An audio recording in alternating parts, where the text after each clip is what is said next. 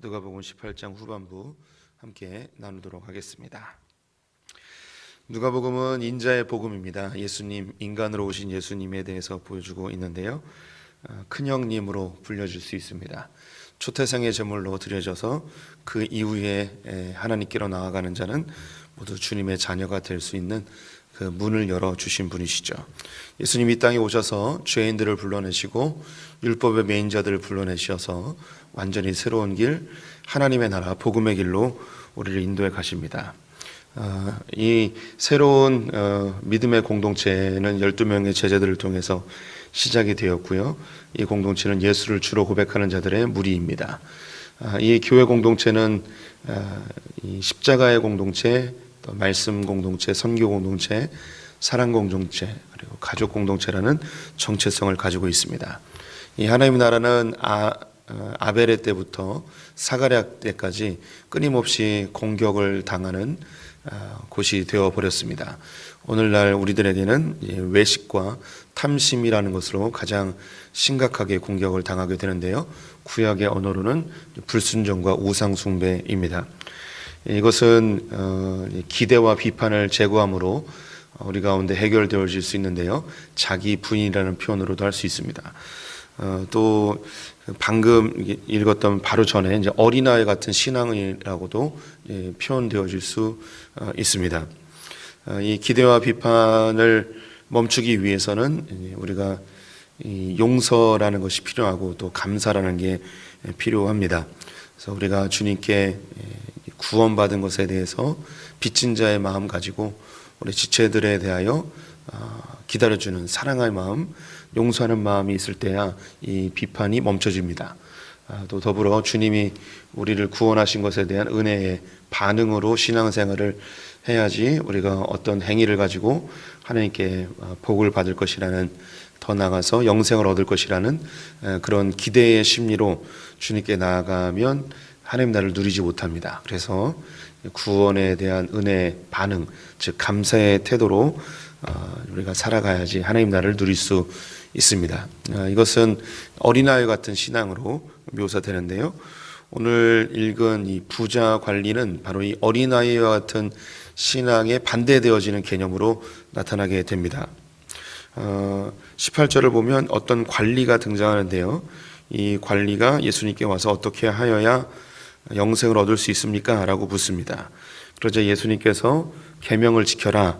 간음하지 말고, 살인하지 말고, 도둑질하지 말고, 거짓 증인하지 말고, 부모를 공경해라 라고 하였더니 이 관리가 내가 어려서부터 다 지켰습니다 라고 고백을 하지요. 이 관리는 그 당시 사회의 지도층입니다. 관리라 하면 우리로 이제 공무원이죠. 그런데 이 공무원은 돈이 많습니다. 그래서 고위 관리입니다. 또 더불어서 율법을 다 지킨, 율법으로도 흠잡을 데 없는 유대인이죠. 어쩌면 그 당시 유대 관리들은 대부분 바리새인들이었기 때문에 이 사람은 바리새인 출신일 가능성도 매우 높습니다. 돈이 많고 높은 지위를 가지고 있고 율법으로도 흠이 없는 사람입니다. 이것에 반대되어지는 존재가 이 어린아이인데요. 옛날 번역에는 소자라고 되어 있습니다. 어린아이라는 표현보다는 소자라는 표현이 훨씬 더 우리에게 더 잘 다가올 수도 있는데요. 이 어린아이에게 없는 것은 일단 돈이 없습니다. 사회적 지위도 없고요. 그리고 율법적으로 인정받는 존재도 아닙니다. 그래서 이 어린아이와 이 어떤 관리, 젊은 관리이기도 하고 부자 관리라고도 다른 복음서에서 표현하고 있죠. 이 두 사람이 확연하게 이제 비교가 되어지죠. 그런데 결론적으로 이야기하면 이 어린아이는 하나님 나라에 들어가지만 이 부자 관리는 하나님 나라에 들어가지 못하게 되었습니다. 어디에 차이가 있을까요? 누가복음에서 계속 끌고 가는 흐름대로 이야기한다면 기대와 비판에 대한 문제인데요. 여기서 이제 조금 더 다른 표현을 해보도록 하겠습니다. 그것은 계산하는 마음입니다. 계산하는 마음. 조금 더 유식한 표현을 한다면 경제적 마인드라고 표현할 수 있습니다. 쉬운 말로 계산하는 거예요. 머리로 계속 계산을 하는 거죠. 이 부자 관리가 예수님께 찾아왔을 때도 계산하는 마음을 가지고 왔습니다. 어떻게 하여야 영생을 얻을 수 있습니까? 라는 표현이에요. 이것과 또 반대되어지는 개념으로 뒤에 이제 세 가지의 이야기가 나오는데요. 오늘은 첫 번째만 나옵니다. 여리고성에 가서 맹인을 고치는 장면이 나오고, 그 다음 장면이 여리고에서 삭개오를 만나는 장면이 나옵니다. 그리고 세 번째로 등장하는 것이 이제 문화의 비유인데, 마태복음에서는 이제 달란트 비유입니다.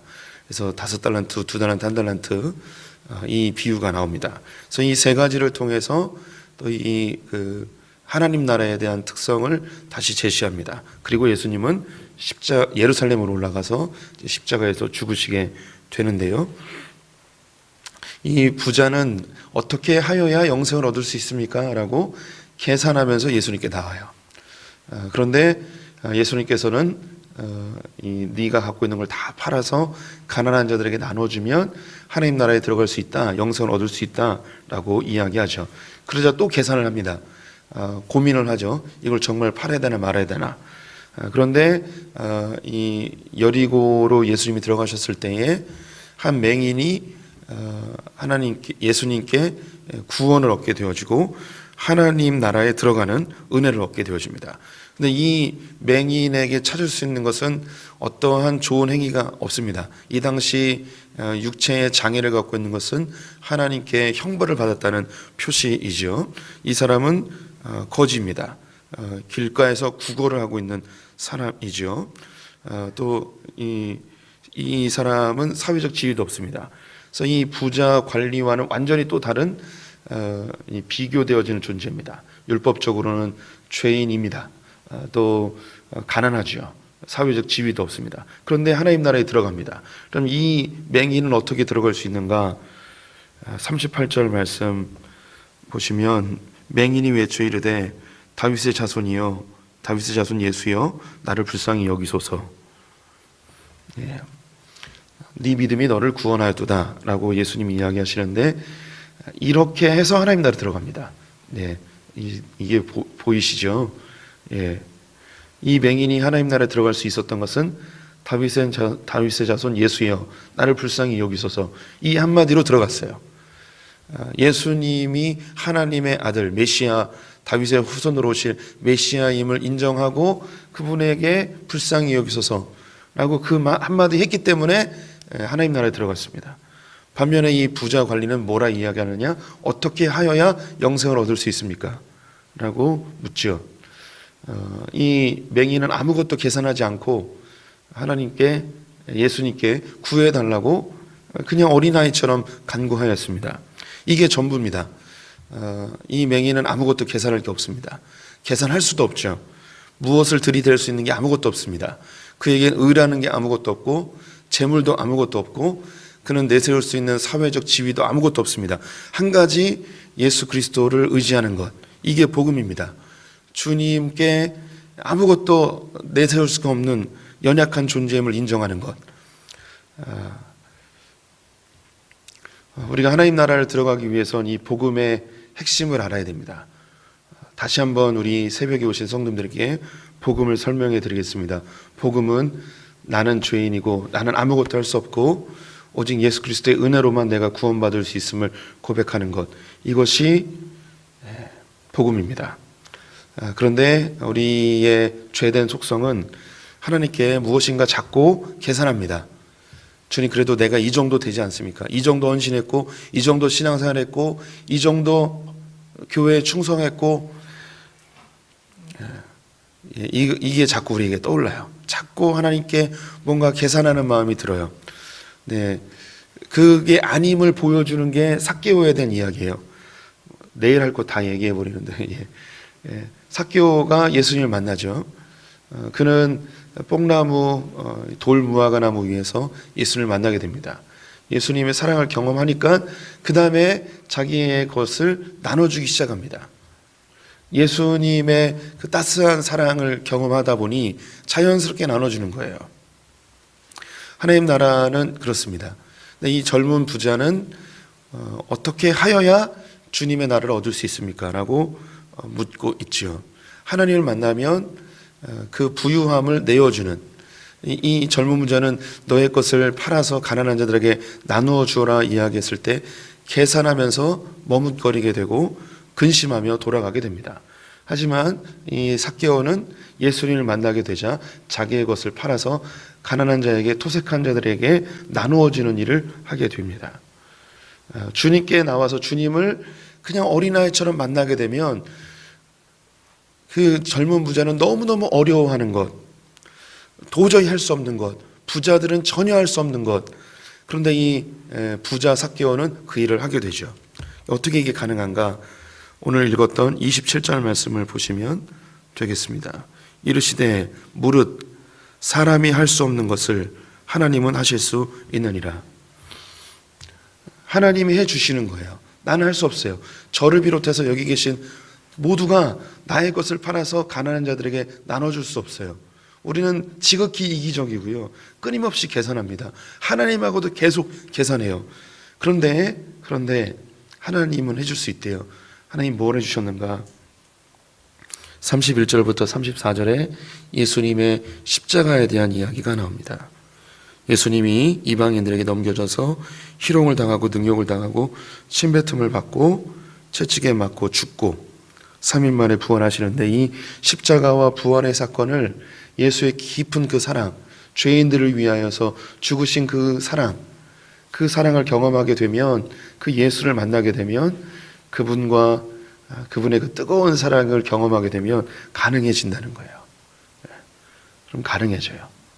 내가 죄인이고 주님의 그 뜨거운 사랑에 그 은혜에 감격하면 그냥 그 이름만 부르면 되는 것이고 나의 것을 충분히 내어줄 수 있는 그런 사람으로 바뀌어진다는 거예요.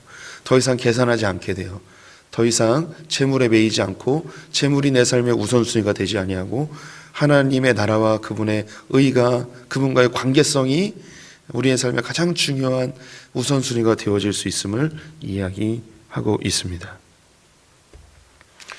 우리 성도님들이 하나님 나라에서 끊임없이 계산하는 이것이 버려져야 돼요.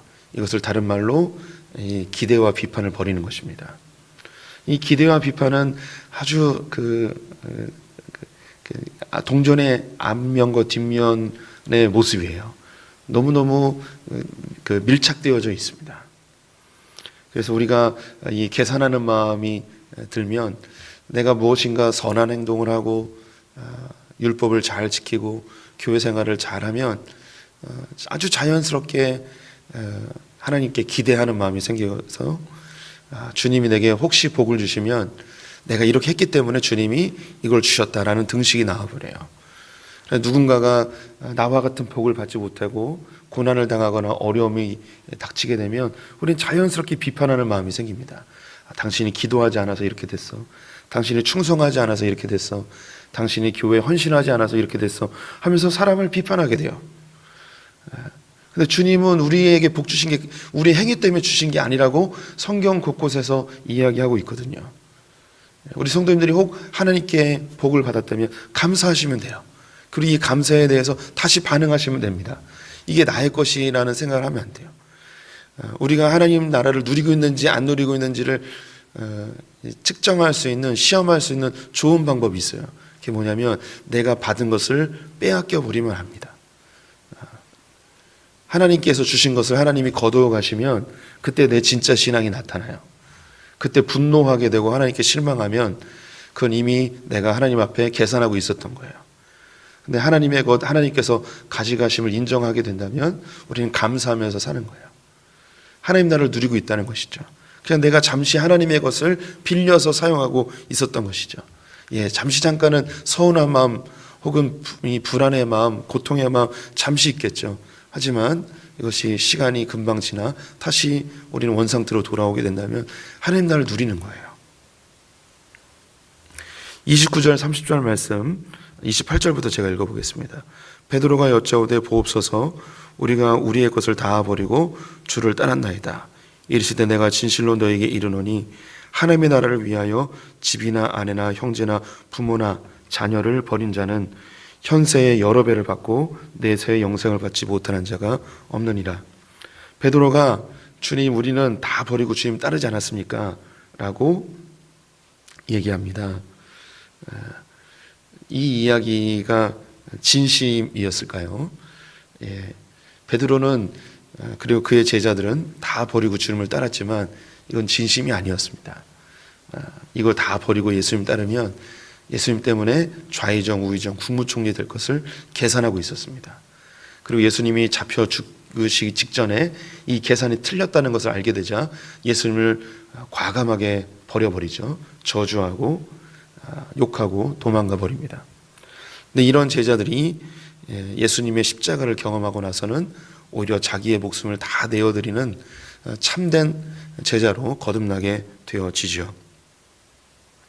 그럼에도 불구하고 예수님은 정말 이렇게 주님을 위해서 다 버리는 자들에게 무엇을 약속하시냐? 현세의 여러 배를 받고 내세의 영생을 받지 못하는 자가 없느니라. 이게 마태복음의 표현으로는요, 현세의 여러 배는 상이고요, 내세의 영생은 더 큰 상이라고 표현이 되어 있습니다. 그래서 우리 성도님들, 제가 며칠 전에 이야기했는데, 성경에서 더 큰 상은 천국 가서 황금면류관, 다른 사람보다 더 많은 돈, 이거 받는 개념이 아니라고 말씀을 드렸습니다. 그래서 성경에서 상과 더 큰 상, 상은 이 땅에서 차별이 분명히 있어요. 차등이 있어요. 이 땅에서는 분명히 차등이 있어요. 그런데 더 큰 상은 뭐냐면 영생임을 다시 한번 기억해 주시기 바랍니다. 우리는 주님께 뭔가 헌신하고 뭔가 충성하고 하면 하나님 나라 가서 더 큰 상을 기대합니다. 더 큰 상을. 그런데 그건 아니에요. 그냥 영생을 얻는 거예요. 영생의 면류관, 황금 면류관, 구원의 면류관을 받을 뿐입니다. 그런데 이 땅에서는 분명히 차등이 있어요. 차등은 분명히 있습니다. 여기서 또 우리 성도님들이 또 탈피하셔야 되는 게 있는데, 그래서 여러 배를 받을 것이다. 이거는 성도님들이 여러 배의 돈을 더 받을 것이다. 이런 개념을 제발 이거 해결해 주셔야 돼요. 우리는 하나님 나라를 얼만큼 누리느냐로 성도님들이 이해해 주셔야 됩니다. 우리가 이 성경을 읽을 때, 그리고 신앙생활하면서 하나님께 받는 복을 오롯이 이 물질로만 생각하는 개념에서 좀 탈피해 주셔야 돼요. 우리 성도님들이 이 하나님 나라의 질서대로 살게 되어지면 하나님 나라에서 누리는 복은 관계에 있음을 성도님들이 꼭 기억해 주십시오. 하나님의 복은 관계 속에서 일어납니다. 하나님 나라의 복은 관계 속에서 일어남을 꼭 기억해 주십시오. 그래서 우리가 계산하지 않고 하나님 나라의 질서대로 살게 되면 부부의 관계 속에서 하나님 나라의 복을 누리게 됩니다. 이 생에서 누려요. 그 풍성한 부부 관계의 복을 누려요.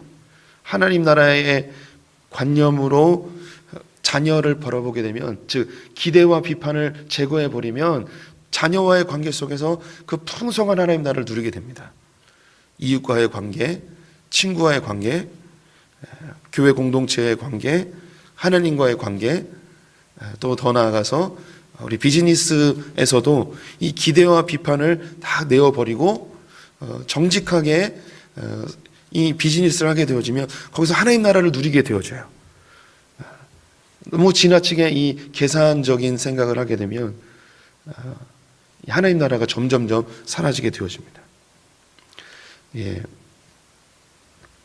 우리 성도님들이 새벽에 오신 소풍의 성도님들 다 하나님 나라를 이 땅에서 여러 배 누리셨으면 좋겠습니다.